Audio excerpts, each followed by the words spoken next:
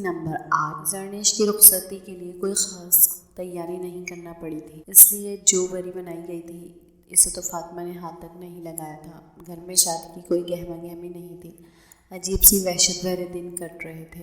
گھر کا ہر فرد ایک دوسرے سے نظریں چرانے پر مجبور تھا۔ سب یہی کوشش کر رہے تھے کہ فاطمہ کے سامنے زرنیش کا ذکر نہ کیا جائے، اور وہ خود ان سب کی ان احتیاطی تدابیر پر دل ہی دل میں ہنستی رہی اور سوچتی کہ ذکر نہ کرنے کا کیا فائدہ، جب وہ خود جیتی جاگتی اس کے اور علی کے بیچ آن کھڑی ہوگی تو وہ کیا کر لے گی۔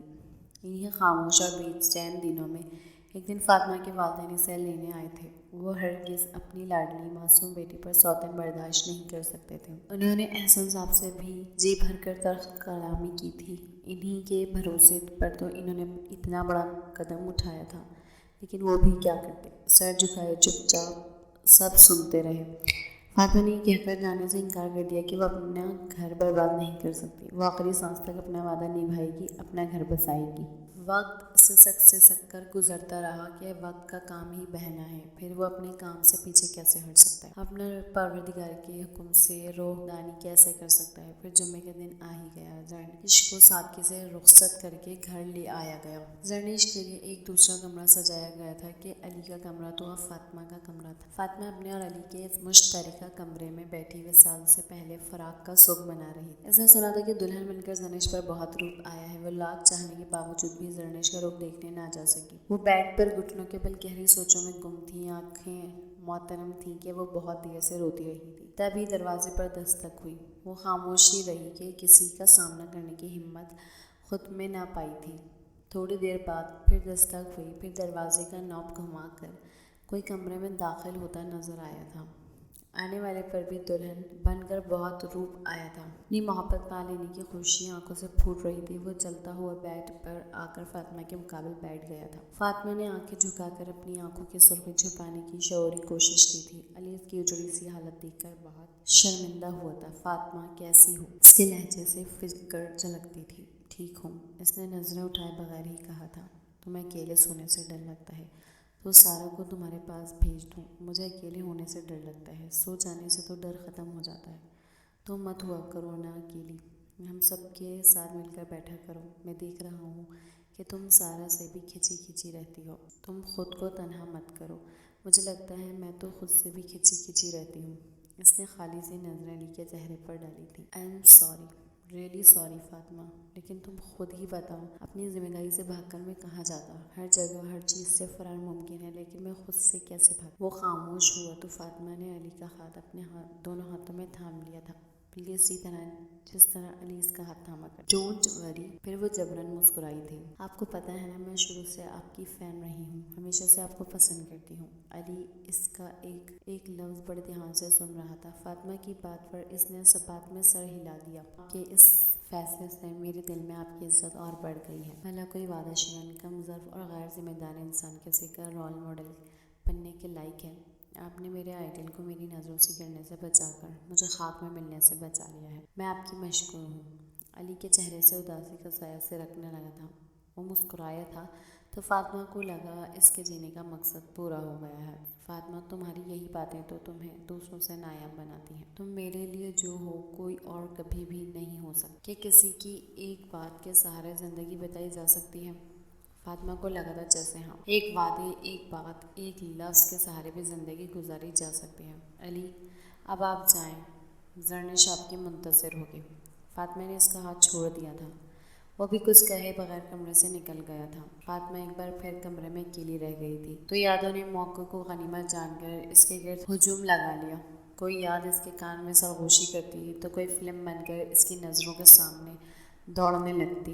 ایک وہ بھی دن تھا جب فاطمہ 2 گھنٹے لگا کر علی کے نکاح کی تقریب میں جانے کے لیے تیار ہوئی تھی۔ 2 سال قبل اس میں اتنا شعور نہیں تھا اور نہ ہی وہ اپنے جذبات سے آشنا تھی، لیکن پھر بھی دل میں یہ خواہش تھی کہ علی زرنیش کو بھول کر فقط اس کو ہی تکتا رہ جائے، زرنیش کہیں پس منظر میں چلی جائے۔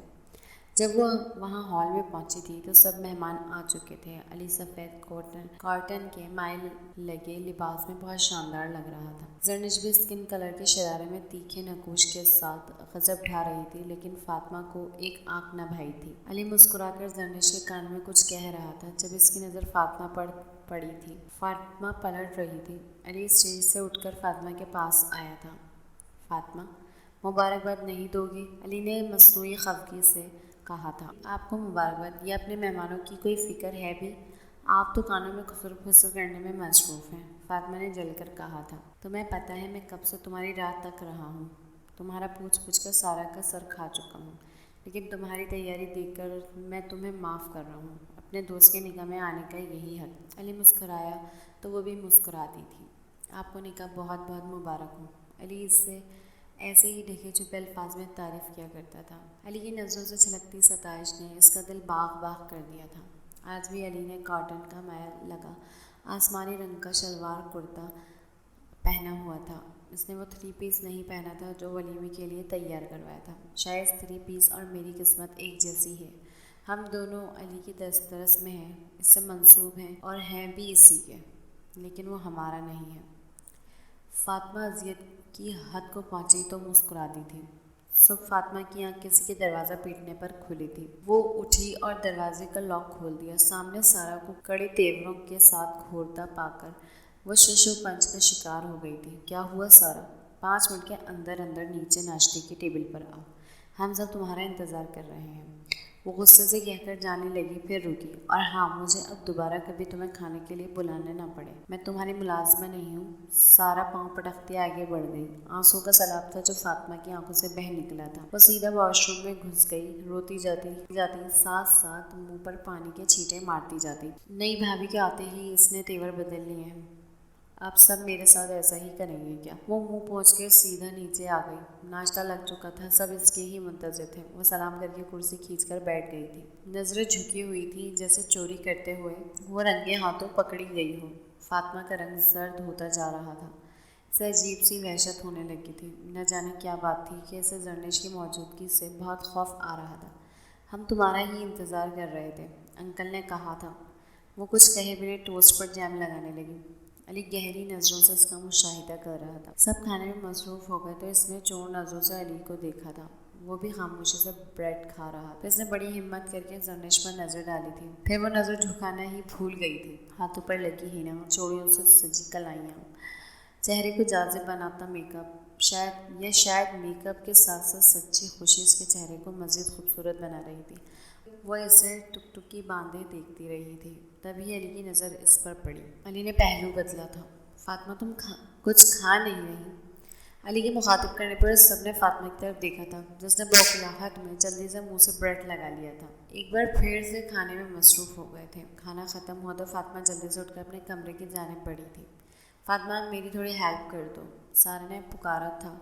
फातिमा कुछ कहे बिना वापस पलटी थी। सारा की बात पर जरनेश जल्दी से उठकर बर्तन समेटने लगी थी। मैं करवाती हूँ मदद, वो मुस्कुरा कर कह रही थी। सारा ने जल्दी से आगे बढ़कर इसे रोक दिया था। आपका आज पहला दिन है भाभी, आप अभी से काम में ना लगें। सारा के रोकने के बावजूद भी वो बर्तन समेटकर किचन में चली गई और अब बर्तन धोने लगी। जब सारा ने हाथ थाम कर रोक लिया था। आप कुछ मीठा बनाने के बाद ही काम शुरू कीजिएगा, यह अच्छा शगुन होता है। जरनेश मुस्कुरा कर पलटी थी जब इसकी नज़र गुमसुम सी फातिमा पर पड़ी थी। वो आगे बढ़कर कुछ कहने ही वाली थी, मगर फातिमा कतरा कर एक तरफ को हो गई। फिर वो भी कुछ कहे बिना आगे ही बढ़ गई। जरनेश के जाने के बाद फातिमा खामोशी से आगे बढ़कर बर्तन धोने लगी। सारा ने इसे भी रोक दिया था। मेरे बर्तन धोने से तो कोई अच्छा या बुरा शगुन नहीं होता ना, फिर मुझे क्यों रोक रही हो? फातिमा के लहजे में अनकही तलखी थी। मुझे पता है तुम मेरे सुबह वाले रवैये से दिल बर्दाश्त हो, लेकिन खुद सोचो बुद्धू, तुम खुद को अलग कर लोगी तो समझो अलग हो जाओ। 4 दिन मेज़ पर सब तुम्हारा पूछेंगे,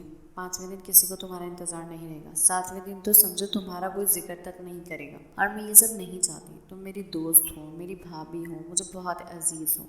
मैं किसी को तुम्हारी हल्क तलफी नहीं करने दूंगी, तुम्हें भी नहीं। सारा नरमी से बोलती जा रही थी। वो खामोश हुई तो फातिमा इसके गले लगकर खामोश आंसू बहाने लगी थी। थैंक यू सारा। वो इससे अलग होकर मुस्कुरा उठी थी। चलो आज से इसी तरह काम करते हैं जैसे पहले हमारी रूटीन बन गई थी। फातिमा मुस्कुरा दी थी। हाँ, ये सब मुझसे काम करवाने के बहाने ही तो हैं, फातिमा ने आँख मटका कर कहा था। सारा ने जानदार कहका लगाया था। फातिमा खुद को हल्का हल्का महसूस कर रही थी। वो दोनों एक बार फिर से बातों में मशगूल हो चुकी थी। सब अंकल और अली नाश्ता करके ऑफिस के लिए निकल गए थे। जरनेश लाउंज में डेरा जमा कर बैठ गई थी और आंटी के साथ ड्रामे डिस्कस करने गई थी।